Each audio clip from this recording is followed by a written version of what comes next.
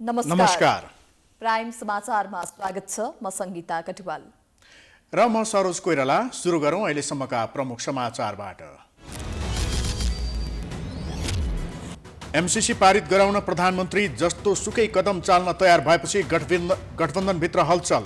प्रचण्ड र माधवसँग छलफल, ओलीसँग टेलिफोन संवाद।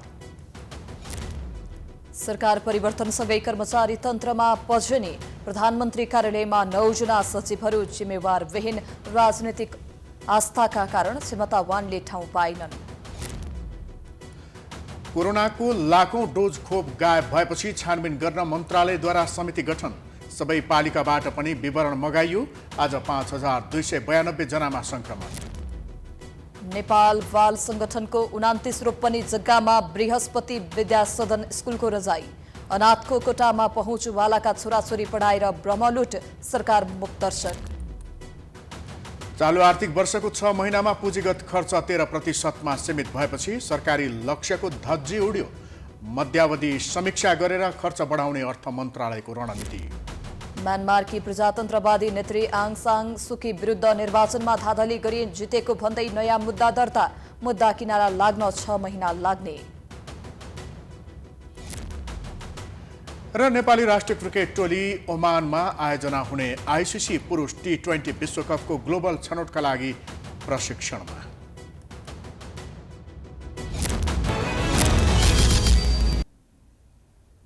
अब समाचार विस्तारमा। अमेरिकी अनुदान सम्झौता एमसीसी संसदबाट अनुमोदन गर्ने विषयबारे सत्ता गठबन्धनभित्र तीव्र मतभेद देखिएको छ। प्रधानमन्त्री शेरबहादुर देउवाले एमसीसी पारित गर्न असहयोग गरे गठबन्धन टुट्न सक्ने चेतावनी दिएको खबर सार्वजनिक भएको छ। उता माओवादी केन्द्र र एकीकृत समाजवादीका नेताहरूले समेत जबरजस्ती एमसीसी पारित गर्न खोजे गठबन्धन तोड्ने चेतावनी दिइरहेका छन्। अहिले एमसीसीकै कारण सत्ता गठबन्धनमा भाँड भैलो मचिने संकेत देखिएको छ। एक रिपोर्ट। तत्कालीन केपी ओली सरकारलाई विस्थापन गर्दै संसद पुनर्स्थापनाका लागि एक ठाउँ उभिएका गठबन्धनमा रहेका दलहरू पछिल्लो समय राष्ट्रिय तथा अन्तर्राष्ट्रिय विषयहरूमा फरक कित्तामा उभिएका छन्। एमसीसी सम्झौता संसदबाट पारित गराउने वा नगराउने भन्ने विषयमा 5 दलीय गठबन्धनमा साझा धारणा बन्न नसक्दा खटपट समेत सुरु भएको छ। सत्ता गठबन्धनको नेतृत्व गरिरहेको दल नेपाली कांग्रेसले एमसीसी यथाशीघ्र अनुमोदन गर्न घचघचाइरहेको छ। नेकपा माओवादी केन्द्र र नेकपा एकीकृत समाजवादी यथास्थितिमा एमसीसी पास गर्न नसकिने अडानमा छन्। जनमोर्चाले त यसअघि नै एमसीसीमा आफ्नो सहमति नरहने स्पष्ट पारिसकेको छ। सत्ता घटक जसपाका संघीय परिषद अध्यक्ष बाबुराम भट्टराईले पनि बेला बेलामा संसदबाट तत्काल एमसीसी पारित गर्नुपर्ने अभिव्यक्ति दिइरहेका छन्। उता अध्यक्ष उपेन्द्र यादव भने राष्ट्रहितमा हुने गरी राष्ट्रिय सहमतिका आधारमा मात्रै पारित गर्नुपर्ने बताइरहेका छन्। पछिल्लो समय एमसीसीकै मुद्दाले गठबन्धनभित्र टक्राव बढ्दै गएको छ। उता नेकपा एमाले भने गठबन्धनमा रोपिएको असमझदारीको फाइदा उठाउने तर्खरमा छ। एमाले त कांग्रेसलाई गठबन्धन तोडे एकलौटी सरकार चलाउन दिने र एमसीसी पारित गर्न सघाउने प्रस्ताव समेत गरिसकेको छ। यही विषयमा प्रधानमन्त्री देउवा र एमाले अध्यक्ष केपी शर्मा ओली बीच आइतबार टेलिफोन वार्ता समेत भएको छ। तपाईलाई एउटा कुरा बताइदिउँ, हिजो मात्रै पनि शेरबहादुरजीले टेलिफोनमा लामो कुराकानी गर्नुभयो हाम्रो पार्टी अध्यक्षसित। तपाईले त अघिल्लो भेटघाटको मात्रै कुराकानी गर्नुभयो। प्रधानमन्त्री शेरबहादुर देउवाले शनिबार सत्ता गठबन्धनको बैठकमा एमसीसी पारित गर्नुपर्ने धारणा राखेको र त्यसमा असहयोग भए गठबन्धन टुट्न सक्ने चेतावनी दिएको खबर सार्वजनिक भएसँगै गठबन्धनभित्र तरङ्ग पैदा भएको छ। गठबन्धनमा रहेका सबै शीर्ष नेता विगतमा कुनै न कुनै रूपमा एमसीसीसँग सम्बन्धित रहेको र अहिले आएर यो विषयलाई राजनैतिक मुद्दा बनाउन नहुने कांग्रेस नेता मिनबहादुर विश्वकर्मा बताउँछन्। विभिन्न राजनीतिक दलहरूले आफ्ना दलका नेताहरूलाई बनाउने र ढाल्ने दाउपेचका रूपमा एमसीसीलाई प्रयोग गरियो। त्यो चाहिँ लज्जास्पद गतिविधि हो र त्यो कुनै पनि एक जिम्मेवार राजनीतिक दलको जिम्मेवार र विवेकपूर्ण नेताले त्यो गर्दैन, त्यो गर्नु हुँदैन। यो कालखण्डमा जति जति प्रधानमन्त्री बन्नुभयो, जति जति अर्थमन्त्री बन्नुभयो, सबै यसमा संलग्न हुनुहुन्छ भनेको यसमा माधव नेपाल भीम रावलदेखि अहिलेका प्रधानमन्त्री शेरबहादुर देउवा र अहिलेका अर्थमन्त्री जनार्दन शर्माहरू पनि कुनै न कुनै कारणले उहाँहरू मन्त्रीमा हुनुहुन्थ्यो, प्रधानमन्त्री, अर्थमन्त्री, गृहमन्त्री हुनुहुन्थ्यो। त्यसैले सबै नेताहरू यसमा संलग्न छन्। अब आएर खोचे थाप्नु, अब आएर म त प्रतिपक्षमा पो छु त, अब आएर म त यसमा सहमत छुइनँ भन्नु भनेको चाहिँ राजनीतिक बेमानी हुन्छ। नेकपा माओवादी केन्द्रका नेता लीलामणि पोखरेलले भने नेपाली कांग्रेसले एमसीसी पारित गर्न खोजे तत्काल सत्ता गठबन्धन छोड्ने चेतावनी दिएका छन्। हामीले त भनिदिएका छौँ तपाईँहरूले अरू कसैलाई लिएर पासै गर्नुपर्छ भने अरू कसैलाई लिएर पास गर्नुहोस्, हामी चाहिँ नि सरकारबाट बाहिरिनुपर्छ। तपाईँहरूले संसदमा प्रस्तुत गर्दा दिन हामी चाहिँ नि संसदबाट सरकारबाट बाहिरिन्छौँ भने स्वाभाविक हो। एमसीसी सम्झौता पारित गर्नका निम्ति हामी गठबन्धनमा बस्दैनौँ। नेकपा माओवादी केन्द्र र एकीकृत समाजवादी केन्द्रले अहिले आएर एमसीसीलाई चुनावी एजेन्डा बनाइरहेको छ। एमसीसी सम्झौता आर्थिक अनुदान नभएर सैनिक रणनीति र इन्डो प्यासिफिक स्ट्राटेजी अन्तर्गत भएका कारण गठबन्धनकै सहमति अनुसार सम्झौता रद्द हुने नेकपा समाजवादी केन्द्रका नेता जगन्नाथ खतिवडाको दाबी छ। एमसीसी सम्झौता होइन, एमसीसी दृष्टिकोण हो। अमेरिकन अर्थव्यवस्था, अमेरिकन सुरक्षा नीति, अमेरिकन इन्डो प्यासिफिक स्ट्राटेजीको त्यसलाई सहयोग गर्ने सोच भएका मानिसहरू एमसीसीको पक्षमा उभिन्छन्। त्यो गलत छ, सिद्धान्त त गलत छ, नेपालको संविधान त गलत छ र हाम्रो असंलग्न परराष्ट्र नीतिको विरुद्धमा छ भन्ने कुरा एमसीसीको विरुद्धमा उभिन्छन्। एमसीसी सहमतिबाट रिजेक्ट हुन सक्छ, सहमतिबाट एमसीसी पास हुँदैन। हिजो राष्ट्रियता नहेर्ने तर अहिले आएर राष्ट्रियताका विषयमा खोक्रा अभिव्यक्ति दिनुको सट्टा संसदमा टेबल गर्दा सबैमा छर्लङ्ग हुने लोकसभाका नेता सर्वेन्द्र शुक्ला बताउँछन्। हिजो देशको इन्ट्रेस्ट उहाँहरूले हेर्नु भएन र त्यसलाई गेट थ्रु गर्दाखेरि हिजो पनि त उहाँहरूले हेरे होला नि। हिजोसम्म ठिक थियो, आज आएर बेठिक किन भन्ने कुराको जवाब दिनु पर्यो। र मलाई लाग्छ यो जवाब जब त्यो संसदमा पेश हुन्छ, सबैजना आफ्नो पक्ष जब प्रस्तुत गर्नुहुन्छ, जनता छर्लङ्ग हुन्छ, सबै कुरामा जनता छर्लङ्ग हुन्छ। त्यसैले यो चाँडैभन्दा चाँडै एमसीसी पेश हुनुपर्छ। पेश भएर रोक्ने त जनताको प्रतिनिधिको हातमा छ नि। सत्तारूढ दलबीच आगामी जेठमा स्थानीय निकायको निर्वाचन गर्ने सहमति बनेको छ। सरकारको नेतृत्व गरिरहेको नेपाली काङ्ग्रेस र प्रधानमन्त्री देउवा आगामी चुनावमा यही गठबन्धनलाई निरन्तरता दिन चाहन्छन्। तर त्यसका लागि उनले एमसीसी सम्झौता संसदबाट पारित गराउनुपर्ने शर्तका कारण स्थानीय निकायको चुनाव अगावै गठबन्धनै धरापमा पर्ने सम्भावना समेत बढेको छ।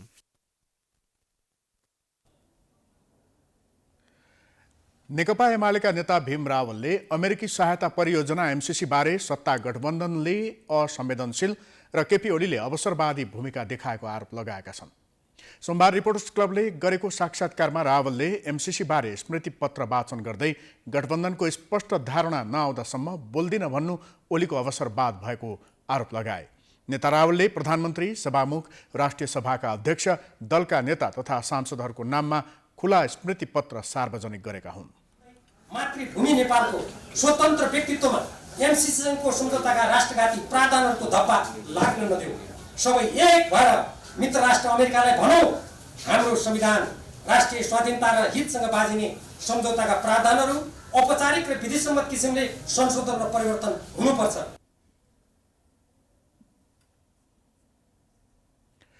जनताको आवाज उठाउने संसद निरन्तर अवरुद्ध गरी प्रतिपक्षी दलका नेताको मेलेमतोमा चलाखीपूर्ण ढङ्गबाट सम्झौता पारित गराउने खेल भइरहेको उनले बताए।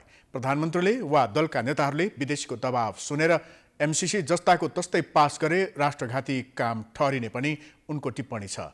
उनले आफूले संसदमा एमसीसी प्रस्तुत भए आफूले उक्त प्रस्तावको विरुद्धमा मतदान गर्ने जनाए।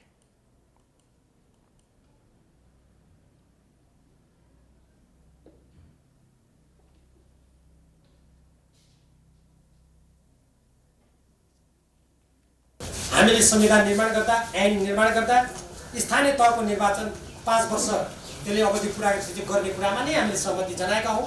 यो निर्वाचनमा जाने कुरामा कुनै कुरा उठाएर कानुन र संविधानको अपव्याख्या गरेर जनताको लोकतान्त्रिक अभ्यासलाई कुण्ठित गराउनु हुँदैन भन्ने मेरो स्पष्ट धारणा छ। मलाई लाग्छ लोकतन्त्रमा विश्वास गर्ने नेपालीहरूको धारणा त्यही नै छ।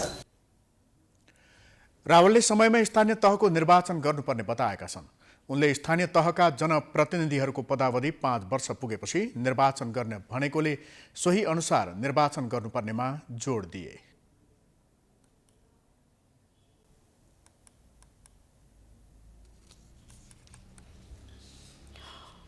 नेकपा एमाले स्थानीय तहको निर्वाचनको मिति घोषणा गर्न सरकारलाई दबाब दिने निर्णय गरेको छ। पार्टी कार्यालय थापाथलीमा सोमबार बसेको एमाले केन्द्रीय कार्यालय बैठकले वैशाखभित्रै स्थानीय तहको निर्वाचनको मिति घोषणा गर्नका लागि सम्पूर्ण शक्तिका साथ सरकारलाई दबाब दिने निर्णय गरेको एमाले सचिव योगेश भट्टराईले जानकारी दिए। स्थानीय तहको निर्वाचनको मिति घोषणा गर्न सरकारलाई दबाब दिन देशव्यापी अभियान चलाउनका लागि जनसंगठनलाई निर्देशन दिने निर्णय गरेको छ। त्यस्तै पार्टीका तर्फबाट सरकारको ध्यानाकर्षण गर्ने र आवश्यक परे प्रधानमन्त्री समक्ष हाई लेभल डेलिगेसन जाने निर्णय भएको छ।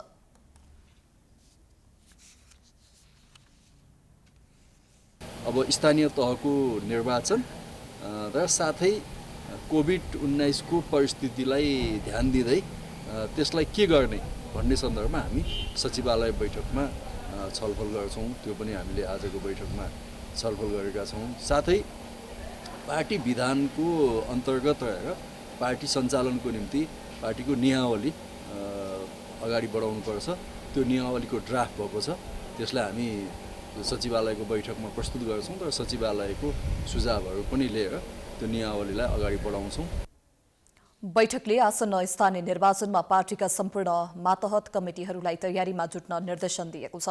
बैठकले सचिवालय बैठकमा पेश गर्ने एजेन्डा पनि तय गरेको छ।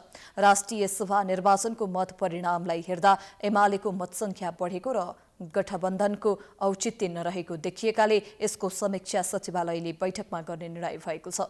त्यस्तै 16 जिल्ला बाहेकका जिल्लामा भएको अधिवेशनले पार्टीलाई व्यवस्थित गर्ने काम भएको भन्दै प्रदेश कमिटिको निर्वाचनका सम्बन्धमा पनि सचिवालयमा छलफल गर्ने निर्णय गरेको भट्टराईले जानकारी दिए।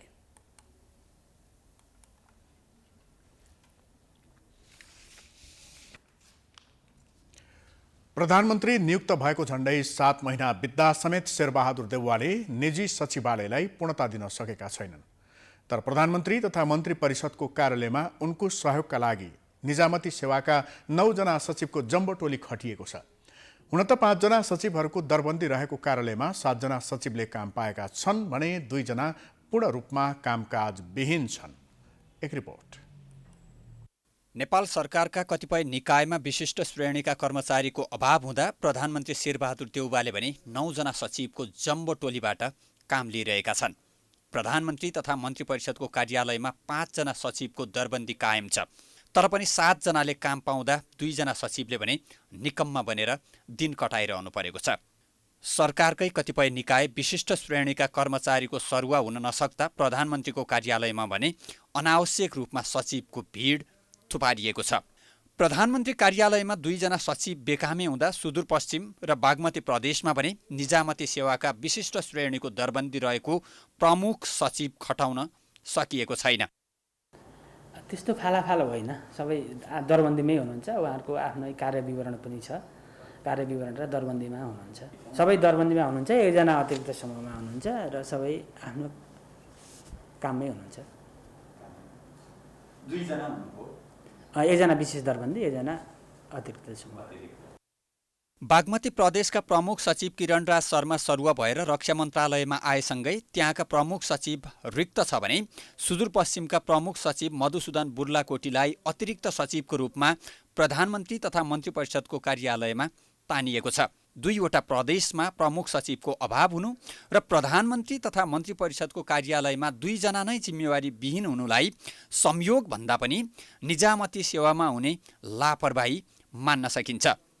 प्रधानमन्त्री तथा मन्त्री परिषदको कार्यालयमा सचिव खगेन्द्र प्रसाद नेपाललाई विशेष दरबन्दी सिर्जना गरेर खटाइएको छ भने मधुसूदन बुर्लाकोटी अतिरिक्त सचिवको रूपमा कार्यरत छन्। यसका अतिरिक्त प्रधानमन्त्रीको कार्यालयमा शिशिर ढुङ्गाना, यामकुमारी खतिवडा, लक्ष्मण अर्याल, रमेश प्रसाद सिंह, रामप्रसाद थपलिया सचिवका रूपमा कार्यरत छन्। त्यस्तै सचिवहरू सूर्य प्रसाद गौतम र धनराज गेवाली पनि प्रधानमन्त्री तथा मन्त्री परिषदको कार्यालयमै छन्। उनीहरूमध्ये 2 जना सचिवहरू सम्पूर्ण रूपमा जिम्मेवारी विहीन छन् भने अन्य सचिवहरू पनि कामविहीन अवस्थामा छन्। सरकारी निकायमै कतै विशिष्ट श्रेणीका कर्मचारीको अभाव हुँदा कतै आवश्यकताभन्दा बढी कार्यरत छन्। यही असमानताको अन्त्य गर्न प्रधानमन्त्री कार्यालयका सचिव लक्ष्मण अर्यालको संयोजकत्वमा 7 सदस्यीय कार्यदल समेत गठन गरिएको छ। राजपत्राङ्कित विशिष्ट र प्रदेश सचिवको मौजुदा दरबन्दी पुनरावलोकन सम्बन्धी यो कार्यदलले मौजुदा दरबन्दी मिलानबारे प्रतिवेदन पेश गर्नेछ।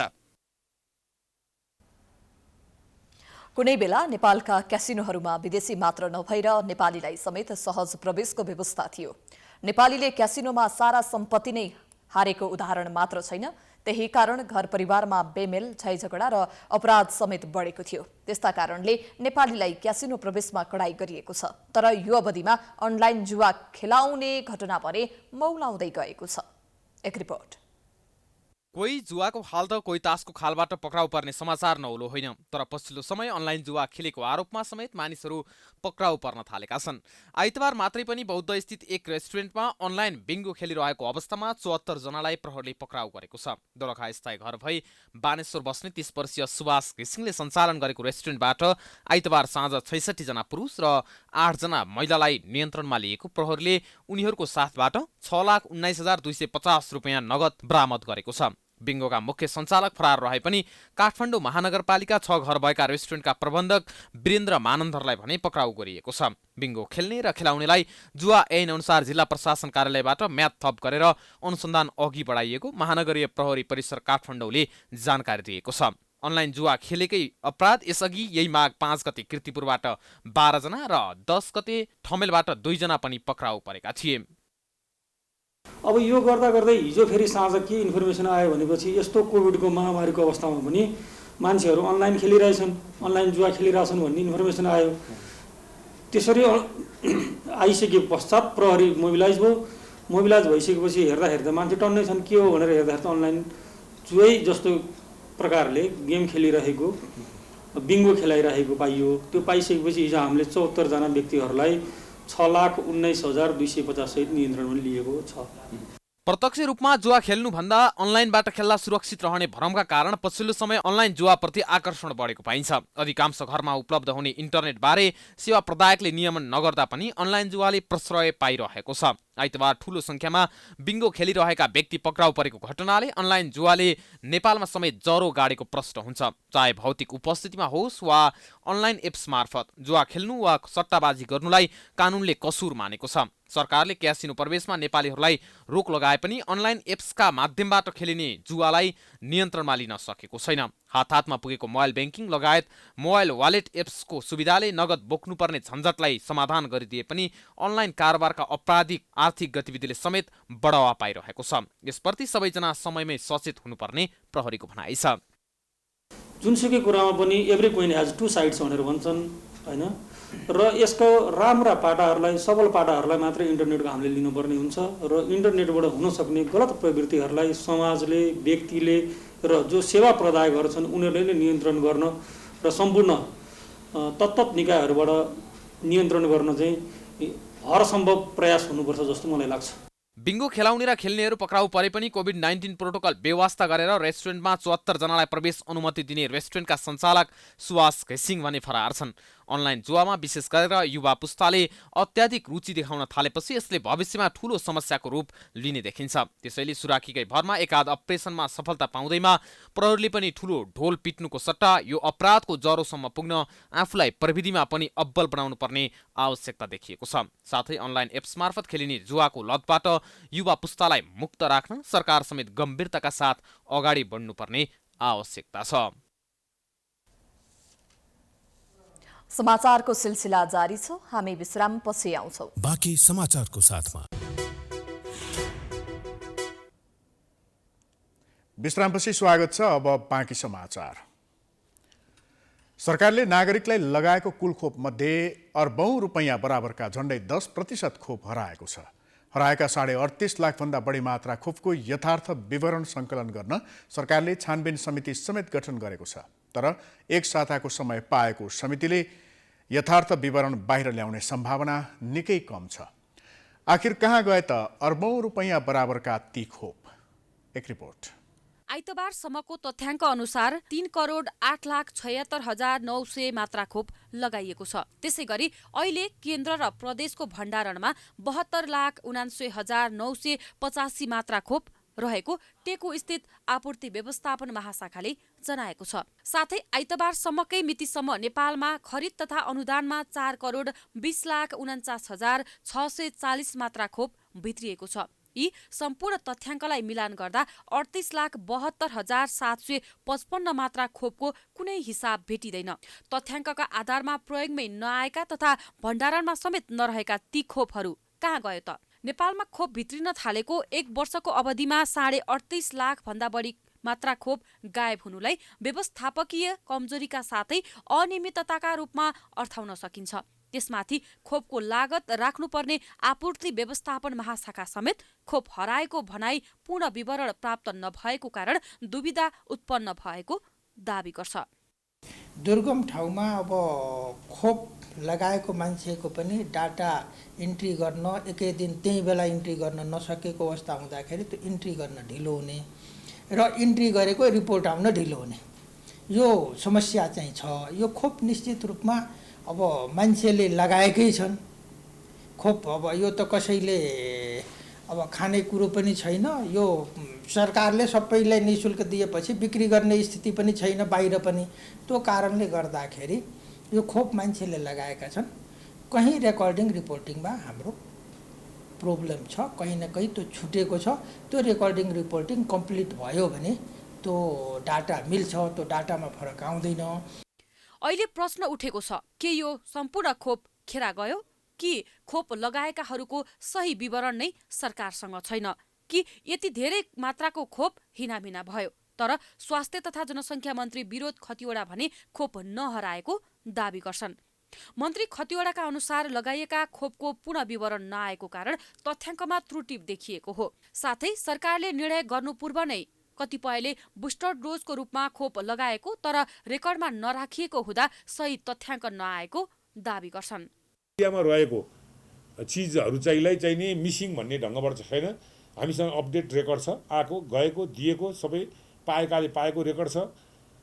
तर गाउँ गाउँमा गएको चाहिँ रेकर्ड आउने क्रममा केही चाहिँ नि तपाईँको चाहिँ नि ढिलाइ अथवा चाहिँ नि त्यो भएको हुनाले प्रक्रियामा रहेको हुनाले चाहिँ देखिएको हो।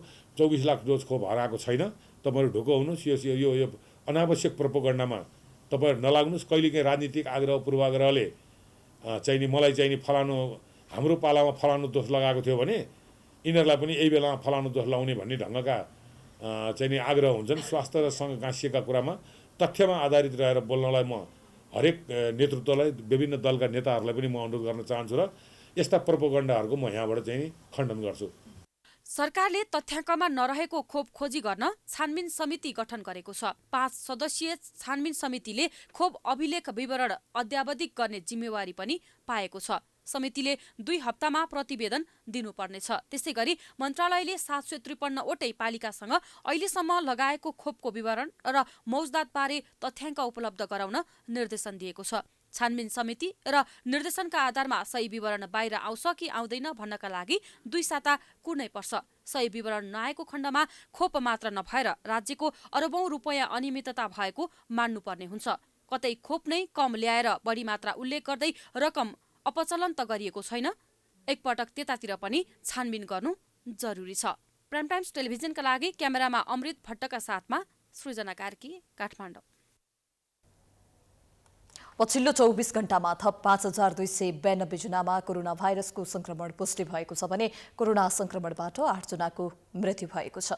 10,368 जनाको पीसीआर परीक्षण गर्दा 3,472 जना र 5,720 जनाको एन्टिजेन परीक्षण गर्दा 1,820 जनामा कोरोना संक्रमण पुष्टि भएको छ। सोमबार परीक्षण गरिएको मध्ये 32.35% संक्रमण देखिएको छ। संक्रमित मध्ये काठमाडौँ उपत्यकामा थप 1,772 जनामा कोरोना संक्रमण पुष्टि भएको छ। काठमाडौँमा 1,361, ललितपुरमा 271 र भक्तपुरमा 90 जनामा संक्रमण देखिएको छ। कोरोना संक्रमणका कारण मृत्यु हुनेको संख्या दैनिक बढ्दो छ। सोमबार थप 8 जनाको कोरोना संक्रमणबाट मृत्यु भएको छ। कोरोना संक्रमण पश्चात 8,191 जना संक्रमण मुक्त भएका छन्। देशभरमा 79,272 सक्रिय संक्रमित छन्, जस अनुसार 77,665 जना होम आइसोलेसन र 1,607 जना संस्थागत आइसोलेसनमा रहेका छन्। कोरोना बिरामी मध्ये 288 जना आइसियु र 50 जना भेन्टिलेटरमा उपचाररत छन्। त्यस्तै 10 वर्ष मुनिका 74 बालबालिकामा कोरोना संक्रमण पुष्टि भएको छ भने 11 देखि 20 वर्ष उमेर समूहका 148 जना कोरोना संक्रमित थपिएका छन्।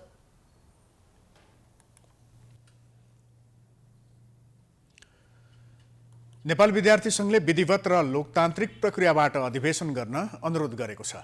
सोमबार कंग्रेस पार्टी कार्यालय सानेपामा पुगेका उपत्यकाभित्रका नेविसँग आबद्ध विद्यार्थीहरूले छिटोभन्दा छिटो संघको अधिवेशन गर्नका लागि अनुरोध गरेका हुन्। उनीहरूले रिक्त र अपूर्ण रहेको संघको केन्द्रीय समिति पूर्ण रूपमा गठन गर्न पनि अनुरोध गरेका छन्। नेविसँग आबद्ध विद्यार्थी विनोद राज जोशीले नेविसँगभित्र देखिएका समस्या समाधान गर्न आग्रह गरे। उनले कंग्रेस र कंग्रेसका नेताहरू आफूहरूको अभिभावक भएको र संघको अधिवेशन नहुँदा निष्क्रिय देखिएको गुनासो गरे। हामीले चाहिँ छिटोभन्दा छिटो तदर्थ समितिलाई चाहिँ निर्माण गरेर नेपाल विद्यार्थी सङ्घको अधिवेशन गरेर यसलाई गतिशील बनाउनका लागि चाहिँ जो पनि नेताहरू हिजोको दिनमा नेपाल विद्यार्थी सङ्घको नेतृत्व गर्दै आज पार्टीको नेतृत्वतामा पुग्नु भएको छ, उहाँहरूलाई आफ्नो अभिभावक ठानी उहाँहरूलाई चाहिँ यो गतिरोधलाई हटाउनको लागि र नेपाल विद्यार्थी सङ्घलाई छिटोभन्दा छिटो यसको चाहिँ अधिवेशनको माहौल अगाडि बढाउनको लागि चाहिँ हामीले अनुरोध गर्ने हाम्रो यो अभियान हो। शुक्रबार नेविसँगका पूर्व अध्यक्ष एवं कंग्रेस केन्द्रीय सदस्य नयन सिंह महरले कंग्रेसको विधानले गरेको व्यवस्था अनुसार छिटो अधिवेशन हुनुपर्ने बताए। विधानको अक्षरश पालना गर्नका लागि पार्टीको बैठकमा ध्यानाकर्षण गराउने महरले बताएका छन्। विधानले केन्द्रीय समितिमा आइसकेपछि स्वतः पद रिक्त हुने जो व्यवस्था गरेको छ, त्यस पछाडि नेपाली काङ्ग्रेसका जति भाती संस्थाहरू छन् यिनलाई तपाईँहरूले भने जस्तै तदर्थ कमिटी बनाएर महाधिवेशन उन्मुख गराउनुपर्छ भन्ने मैले व्यक्तिगत राय बारम्बार दिँदै आएको छु। नेविसँगको अधिवेशन विभिन्न कारणले समयमै हुन सकेको छैन। कंग्रेसले केन्द्रीय कार्य सम्पादन समिति बैठकबाट भ्रातृ संगठनको अधिवेशनको मिति तोक्ने तयारी गरेको छ। केही वर्ष यता सरकारी जग्गा अतिक्रमणको ग्राफ वात्तै बढेको छ। त्यसमाथि पहुँचका आधारमा 40-50 वर्षसम्मलाई कौडीको भाउमा सरकारी जग्गा लेजमा लिनु सामान्य विषय बन्दै गएको छ। यस्तो ठगीमा शिक्षा जस्तो पवित्र पेसामा संलग्नहरू समेत सामेल रहेको खुलासा भएको छ। व्यापारी घरानाको लगानीमा सञ्चालित बृहस्पति विद्यासदनले नक्साले स्थित नेपाल बाल संगठनको 29 रोपनी जग्गा कौडीकै भाउमा 50औं वर्षका लागि भाडामा लिएर विद्यालय सञ्चालन गरिरहेको छ। एक रिपोर्ट। यो बृहस्पति विद्यासदन स्कुल हो जुन काठमाडौँको नक्सालमा रहेको छ। तर यो स्कुलको भवन बनेको जग्गा भने नेपाल बाल संगठनको हो। तर बृहस्पति विद्यासदन स्कुलले कौडीको भाउमा भाडामा लिएर वर्षौंदेखि प्रयोग गर्दै आएको छ। तर यस विषयमा सरकारले भने चासो नै दिएको छैन। 2052 सालमा 30 वर्षका लागि नेपाल बाल संगठनको तत्कालीन कार्य समितिले लिजमा दिएको थियो। 29 रोपनी जग्गा लिजमा पाएको बृहस्पतिसँगको सम्झौता 2082 सालमा सकिने थियो। तर विभिन्न जालझेल गरेर फेरि केही वर्ष अगाडि 43 वर्षका लागि बृहस्पति विद्यालयले सम्झौता थप गरेको छ। नक्साल जस्तो स्थानमा 29 रोपनी जग्गाको भाडा जम्मा वार्षिक 90 लाख रहेको छ। ताकि त्यहाँ चलेको दरभाउ अनुसार सम्झौता गरेको भए मासिक नै करोडभन्दा बढी रकम संगठनलाई प्राप्त हुन्थ्यो। यता बाल संगठन आर्थिक सङ्कटले गुज्रिरहेको छ भने उता बृहस्पतिले कौडीको भाउमा जग्गा लिएर करोडौं कमाइरहेको छ। यो सम्झौता संगठनको अध्यक्षमा रीता सिंह वैद्य हुँदा भएको सम्झौता हो। यो विषय अहिले अख्तियारमा अनुसन्धानको क्रममा रहेको छ। यहाँ लगभग 2-3 पल्ट सम्झौता र पूरक सम्झौता भएको देखिन्छ। यसले मुद्दा खेप्या नि देखिन्छ। किन एउटालाई बैना एउटासँग एडभान्स 75,000, 1 करोड 1.5 करोड लिइसकेपछि फेरि बृहस्पतिलाई जग्गा दिएको रहेछ। उनले मुद्दा हालेपछि फेरि मिलापत्रमा गएर सतर्कता केन्द्रदेखि जे सबैतिर धाएको देखिन्छ। यो विवादको बिचमा बृहस्पतिको हातमा जग्गा छ। अब समग्रमा हेर्दा 29 रोपनी प्लस जग्गा बृहस्पतिको नाममा गएको देखिन्छ। उपभोगमा उहाँले 28 रोपनीको राख्नु भएको छ। मलाई लाग्छ यो अगाडि वरिपरिको बाटो बाल सङ्गठनकै गयो। त्यति मात्रै होइन, यो तपाईँको सांस्कृतिक पर्खाल भत्काइया छ। बृहस्पति स्कुलले आफ्नो बदमासी त्यतिमा मात्रै सीमित राखेको छैन। नेपाल बाल संगठनका 20 जना विद्यार्थीलाई निशुल्क पढाउनु पर्ने भनेर सम्झौतामा उल्लेख छ। तर स्कुलले भने संगठनमा भएका अशक्त तथा अनाथ बालबालिकालाई पढाउनु भन्दा पनि पहुँचको आधारमा संगठनको कोटामा अरू हुने खानेहरूलाई पढाइरहेको छ। संगठनले यही मङ्सिर 23 गते आफ्ना 20 जना विद्यार्थीलाई पढाउन चिठी पठाएकोमा स्कुलले भने हुने खानेलाई पढाइरहेको जवाफ दिएको हो, जसमा संगठनका पूर्व निमित्त निर्देशकदेखि पूर्व कोषाध्यक्षका छोराछोरी छन्। तर यो विषयमा अहिले बुझ्न खोज्दा गोलमटोल जवाफ दिएर स्कुल पन्छिने गरेको संगठनकी अध्यक्ष विद्या नेउपाने बताउँछिन्। उहाँहरूले डकुमेन्ट दिन थाल्नुभयो, त पनि खटाइ एकपल्ट एउटा दिनुहुन्छ, यसो पढो अपुरो छ, यसमा कनेक्टिङ अर्को ल्याउनुहोस् भन्नु पर्यो। हुँदा हुँदा हुँदा हुँदा उहाँहरूले लगभग यो अन्तिम डकुमेन्ट दिँदा त 7-8 महिना लगाइदिनु भयो। हेर्दाखेरि त सांसदका छोराछोरी छन्, यी काम गर्ने कर्मचारीका छोराछोरी छन्, तर बाल सङ्गठनको एउटा पनि छैन। एउटा स्कुलले खुल्लमखुल्ला रूपमा जग्गा अतिक्रमण गर्ने, कानुनसँग बाँझिने गरी लामो समयको सम्झौता गरेर जग्गा कब्जा गर्ने गर्दा पनि सम्बन्धित निकाय मौन बस्नु रहस्यमय छ। राज्यका अन्य निकायले यस विषयमा ध्यान नदिँदा आर्थिक रूपमा थला परेको बाल सङ्गठन निरीह जस्तै बनेको छ। आगामी जेठमा जसरी पनि स्थानीय तहको निर्वाचन गर्न सरकार प्रतिबद्ध देखिएको छ। चुनाव गराउनका लागि निर्वाचन आयोगले पनि आफ्नो तयारी तीव्र बनाएको छ। सरकार कानुनी बाधा अड्काउ फुकाएर भए पनि निर्वाचन गराउन तयार बनेपछि अब भने स्थानीय तहको निर्वाचन हुने भएको छ। एक रिपोर्ट। लामो समयको राजनीतिक रस्साकसीपछि अब भने स्थानीय तहको निर्वाचन हुने भएको छ। सरकार चुनाव गराउन प्रतिबद्ध देखिएपछि आगामी जेठमा स्थानीय तहको चुनाव हुने वातावरण बनेको हो। सरकार निर्वाचन आयोगले प्रस्ताव गरेको आगामी वैशाखको मितिभन्दा 1 महिना पछाडि सारेरै भए पनि निर्वाचन गराउन प्रतिबद्ध देखिएको हो। निर्वाचनको तयारीका लागि केही समय लाग्ने भन्दै आगामी जेठमा निर्वाचन गराउने अवस्थामा सरकार पुगेको हो। तर मिति भने हालसम्म पनि घोषणा हुन सकेको छैन। स्थानीय तहको चुनावका विषयमा सरकारले निर्वाचन आयोग र अन्य राजनीतिक दलहरूसँग पनि परामर्श गरिरहेको र छिट्टै मिति घोषणा गर्ने जनाएको छ। चुनाव गराउन 2 महिनाको समय पर्याप्त हुने सरकारी बुझाइ छ। जेठमा जाने भएको कारण हो, किनभने अझै कम्फर्टेबल होस्, हैन, साह्रै हचपच नहोस्। अनि त अब त माघ गयो, फागुन चैत 2 महिना भन्दा 1 महिना अलिकति एक्सटेन्ड गर्यो भने नि हुन्छ भनेर जेठलाई पनि। होइन, कानुन संशोधनको चाहिँ तयारी छ त तपाईँहरूको? कानुन संशोधनको पनि तयारी छ, किन त्यो त धेरै टाइम लाग्ने कुरा होइन। सत्तारूढ 5 दलीय गठबन्धनको उच्च स्तरीय राजनीतिक समन्वय समितिको शनिबारको बैठकले आगामी जेठ महिनाभित्र स्थानीय तहको चुनाव गर्ने निर्णय गरेपछि सरकार पनि निर्वाचनको तीव्र तयारीमा जुटेको हो। सरकारले चुनावका लागि स्थानीय तह निर्वाचन ऐन संशोधनको तयारी समेत गरेको छ। आगामी जेठमा स्थानीय तहको चुनाव गर्दा पनि कानुनी बाधा अड्काउ फुकाउनु पर्ने भएकाले ऐन संशोधनको तयारीमा सरकार लागेको हो। जेठमा जाने भएको कारण हो, किनभने अझै कम्फर्टेबल होस्, हैन, साह्रै हचपच नहोस्। अनि त अब त माघ गयो, फागुन चैत 2 महिना भन्दा 1 महिना अलिकति एक्सटेन्ड गर्यो भने नि हुन्छ भनेर जेठलाई पनि। होइन, कानुन संशोधनको चाहिँ तयारी छ त तपाईँहरूको? कानुन संशोधनको पनि तयारी छ, किन निर्वाचन आयोगले पनि सरकारले मिति तोक्नासाथ चुनाव गराउन व्यवस्थापकीय र प्राविधिक हिसाबले तयार रहेको जनाएको छ। आयोगले प्रचलित कानुन बमोजिम आफ्नो सरकारलाई आफ्नो सिफारिस गर्ने हो। अब सरकारले निर्वाचन मिति तोकेपछि आयोगले त्यसको कार्यान्वयन गर्ने हो। प्रचलित कानुन बमोजिम आयोगको दायित्व हो, संविधानले दिएको दायित्व पुरा गर्ने हो। सरकारले गरेको प्रतिबद्धता अनुसार छिट्टै कानुन संशोधन गरेरै भए पनि समयमै स्थानीय तहको निर्वाचन सम्पन्न भएमा नयाँ जनप्रतिनिधिको हातमा सत्ता पुग्ने र जनताले त्यसबाट लाभ लिन सक्नेछन्। यसका लागि सत्ता पक्ष नै बढी जिम्मेवार बन्नुपर्ने देखिन्छ। प्राइम टाइम्स एचडीका लागि हरिशरण तिमल सिन्हाको रिपोर्ट। समाचारको सिलसिला अझै जारी छ, हामी विश्रामपछि आउँछौँ। बाँकी समाचारको साथमा विश्रामपछि पुनः स्वागत छ। अब आर्थिक समाचार।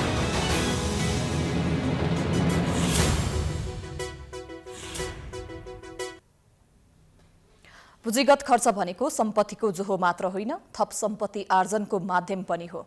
यसले निजी क्षेत्रलाई चलायमान गराउनुका साथै अर्थतन्त्रमा पनि पुँजी निर्माण, उत्पादकत्व, आर्थिक वृद्धि र रोजगारी बढाउँछ, गरिबी घटाउँछ। तर सोचे अनुरूप पुँजीगत खर्च हुन नसक्दा सरकार सबैतिरबाट आलोचित छ। अब भने सरकार पुँजीगत खर्च बढाएर रेकर्ड तोड्ने मनस्थितिमा देखिन्छ। एक रिपोर्ट। जनताका विकास आवश्यकता टन्नै छन्, तर सरकारले पुँजीगत खर्च गर्न सकिरहेको छैन। 6 महिनामा पुँजीगत खर्च 13% मात्र नगएको सरकारले यसैका कारण आलोचना खेपिरहेको छ। यो अघिल्लो आर्थिक वर्षको सोही अवधिको तुलनामा 0.96%ले कम हो। तर चालु खर्च 38% नगएको सरकारले पुँजीगत खर्च भने न्यून मात्रै गरेको हो। आफैले गरेको प्रतिबद्धता पूरा गर्न सरकार र अर्थ मन्त्रालयको नेतृत्व गरिरहेका अर्थमन्त्री जनार्दन शर्मा चुकेका छन्। पुस मसान्तभित्र त 30% हामीले पुँजीगत खर्च गर्छौँ भने त्यो असफल हामीले भनेअनुसार अथवा हामीले कमिटमेन्ट गरेअनुसार हामीले घोषणा गरेअनुसार चाहिँ भएन भनेर पनि त फर्केर हेरेर रिभ्यू गर्नु पर्यो नि। सरकार गठबन्धन अनि चाहिँ कार्यशैली होइन र कतै कतै चाहिँ त्यो अल्मलिएको हराएको जुन किसिमको एउटा स्थिति छ नि त्यसले अझ चाहिँ हाम्रो अर्थतन्त्रको समस्यालाई अझ थप चुनौतीपूर्ण बनाउँछ कि। हुन त अर्थमन्त्री शर्मा यसै चुपचाप छैनन्।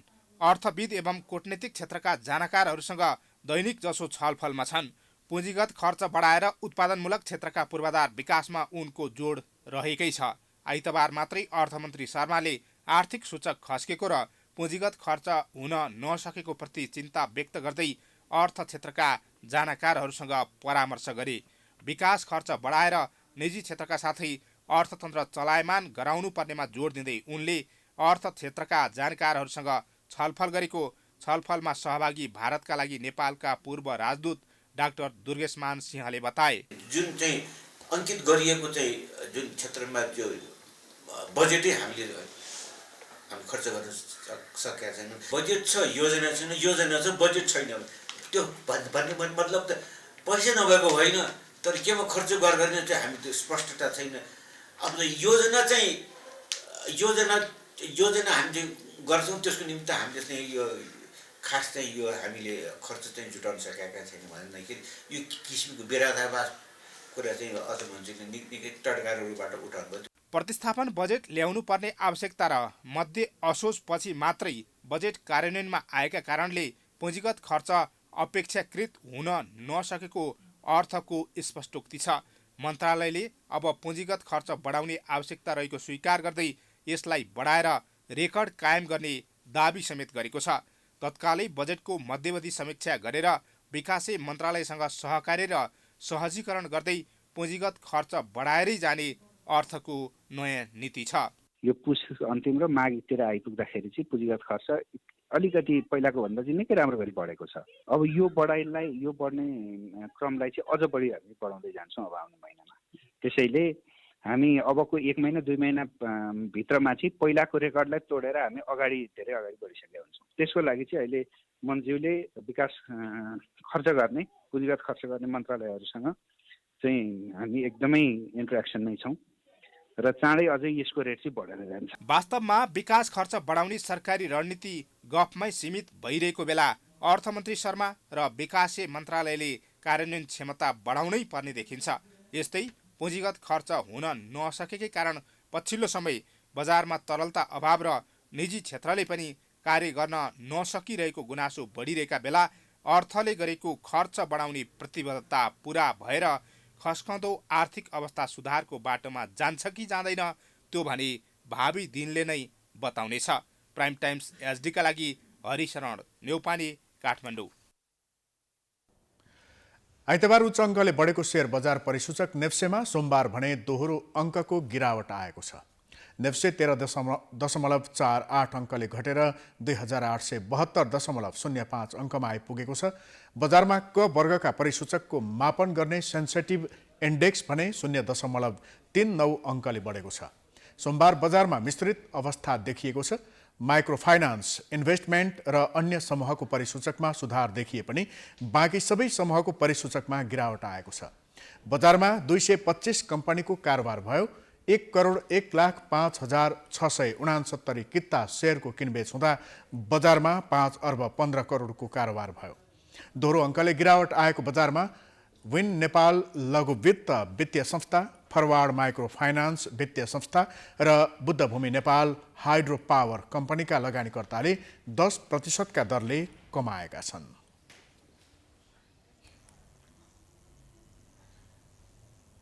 अब अन्तर्राष्ट्रिय समाचार।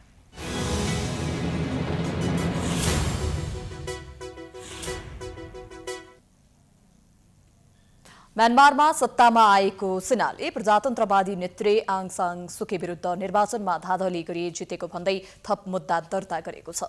म्यानमारको सेनाले गरेको 1 वर्षपछि सुकी विरुद्ध नयाँ मुद्दा दर्ता गरेको हो। मुलुकको निर्वाचन आयोगलाई प्रभावमा पारी सन् 2020 को निर्वाचनमा धाँधली गरेको आरोप लगाउँदै उनी विरुद्ध मुद्दा दर्ता गरिएको हो। सुकी विरुद्ध दर्ता गरिएको नयाँ मुद्दा 6 महिनाभित्र छिरोफानो हुने बताइएको छ। यसअघि उनलाई अवैध रूपमा वाकीटकी प्रयोग गरेको, सेना विरुद्ध प्रदर्शन भड्काएको र कोभिड-19 सम्बन्धी नियम पालना नगरेको मुद्दामा 6 वर्ष जेल सजाय सुनाइसकिएको छ। सुकीसँगै पूर्व राष्ट्रपति एवं national league for democracy NLD का प्रभावशाली नेता वेङ मिङटङ विरुद्ध समेत निर्वाचनमा धाँधली गरेको आरोप लगाइएको छ। यसबाहेक सेनाले यता निर्वाचन आयोगका कयौं वरिष्ठ सदस्यलाई NLD-लाई भारी बहुमत सहित जिताउन सघाएको भन्दै पक्राउ गरिसकेको छ। सेनाले गत वर्षको जुलाईमा धाँधलीका 1 करोड भन्दा बढी घटना भएको भन्दै 2020 को निर्वाचन परिणाम रद्द गरेको थियो। गत वर्षको फेब्रुअरी 1 गतेमा भएको सैनिकको पछि म्यानमारमा व्यापक विरोध प्रदर्शन भएको थियो। सेनाले निर्मम दमन गरेको उक्त प्रदर्शनका क्रममा झण्डै 1500 सर्वसाधारणको ज्यान गएको बताइन्छ। अब खेलकुद समाचार।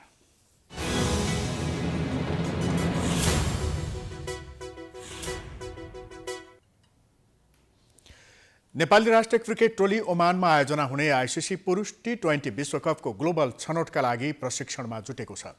नेपाली टोलीले ओमानमा आयोजना हुने आइसिसी पुरुष T20 विश्वकपको ग्लोबल छनौटका लागि तयारी गरिरहेको छ। ग्लोबल छनौटमा नेपाल रहेको समूह A अन्तर्गतका खेलहरू फेब्रुअरी 17 देखि 24 तारिकसम्म आयोजना हुनेछ।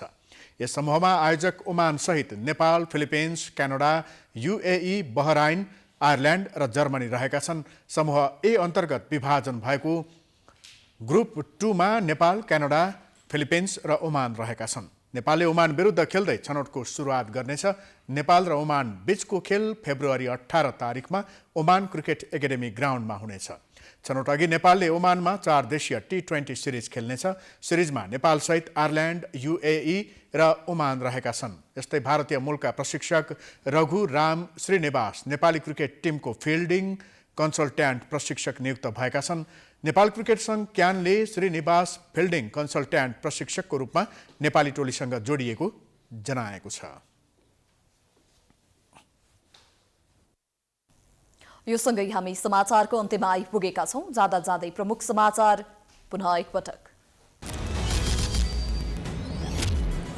MCC पारित गराउन प्रधानमन्त्री जस्तो सुकै कदम चाल्न तयार भएपछि गठबन्धनभित्र हलचल। प्रचण्ड र माधवसँग छलफल, ओलीसँग टेलिफोन संवाद। सरकार परिवर्तनसँगै कर्मचारी तन्त्रमा पझेनी। प्रधानमन्त्री कार्यालयमा 9 जना सचिवहरू जिम्मेवार विहीन। राजनीतिक आस्थाका कारण क्षमतावानले ठाउँ पाएनन्।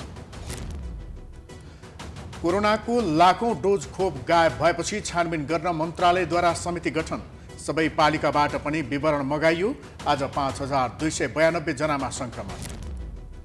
नेपाल बाल संगठनको 29 रोपनी जग्गामा बृहस्पति विद्या सदन स्कुलको रजाई। अनाथको कोटामा पहुँचवालाका छोराछोरी पढाएर ब्रह्मलुट, सरकार मुक्तदर्शक। चालु आर्थिक वर्षको 6 महिनामा पुँजीगत खर्च 13% सीमित भएपछि सरकारी लक्ष्यको धज्जी उड्यो। मध्यावधि समीक्षा गरेर खर्च बढाउने अर्थ मन्त्रालयको रणनीति। म्यानमारकी प्रजातन्त्रवादी नेत्री आङ सान सुकी विरुद्ध निर्वाचनमा धाँधली गरी जितेको भन्दै नयाँ मुद्दा दर्ता। मुद्दा किनारा लाग्न 6 महिना लाग्ने। र नेपाली राष्ट्रिय क्रिकेट टोली ओमानमा आयोजना हुने आइसिसी पुरुष T20 विश्वकपको ग्लोबल छनौटका लागि प्रशिक्षणमा।